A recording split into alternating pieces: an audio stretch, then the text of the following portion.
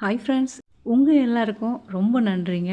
உங்க support and பிளெஸ்ஸிங்ஸால தான் இன்னைக்கு நான் யூடியூப், இன்ஸ்டா, ஃபேஸ்புக்கில எனக்கு இப்போ டாலர் வர ஆரம்பிச்சிருச்சுங்க. உண்மையாவே ரொம்ப சந்தோஷமா தான் இருக்கு. வீடியோ எப்படி எடிட் பண்ணுறது, யூடியூப் எப்படி ஸ்டார்ட் பண்ணுறது, ஃபேஸ்புக் எப்படி ஸ்டார்ட் பண்ணுறது எல்லாமே ஸ்கில் மேக்கர் டிவி பார்த்து தான் நான் கற்றுக்கிட்டேன். இவரோட மெத்தட் எல்லாமே பார்த்தீங்கன்னா ரொம்ப சிம்பிளாக ஈஸியாக இருக்கும். ஸ்கில் மேக்கர் டிவிக்கு ஸ்பெஷல் தேங்க்ஸ்.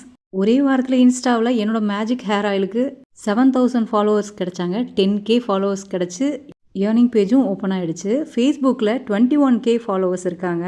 இந்த ஒரே ஒரு நெய் வீடியோவுக்கு மட்டுமே எனக்கு 14,000 ஃபாலோவர்ஸ் கிடைச்சாங்க. ஃபேஸ்புக்லேயுமே டாலர் வந்திருக்கு. யூடியூப் ஸ்டார்ட் பண்ண 3வது மாதத்துலேயே எனக்கு மானிட்டைஸ் ஆகிடுச்சு. அப்புறந்தே எனக்கு டாலர் வந்துட்டு தான் இருந்தது.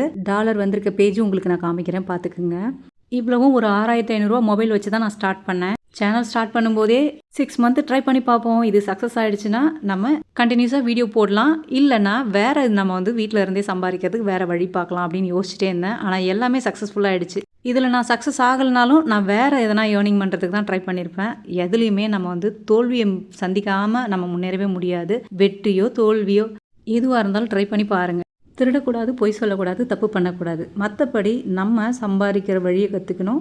நம்ம செலவுக்கு யார் கையும் எதிர்பார்க்கக்கூடாது, சேர்த்தும் வைக்கணும். எனக்கு வர்ற பணத்தை நான் இந்த மாதிரி ஸ்ட்ரீட் டாக்ஸுக்கு, ஸ்ட்ரீட் அனிமல்ஸுக்கெலாம் ஆப்ரேஷனுக்கும், உடம்பு சரியில்லைனா ட்ரீட்மெண்ட் பண்ணுறதுக்கு, இவங்களுக்கு சாப்பாட்டுக்கு எல்லாமே என்னோடய மணிலேருந்து தான் இப்போ நான் கொடுத்துட்ருக்கேன். யார் கையும் எதிர்பார்க்காம இவங்களுக்கு ஃபுட் கொடுக்க முடியுது. ஏன் செலவையும் நான் பார்த்துக்க முடியுது. நல்லது நினச்சா நல்லது தான் நடக்கும். கஷ்டம் இல்லாத லைஃப் இல்லை. நம்ம இறைவனை நம்பி இருந்தோன்னா எல்லாமே பனி போல் விலகிடும்.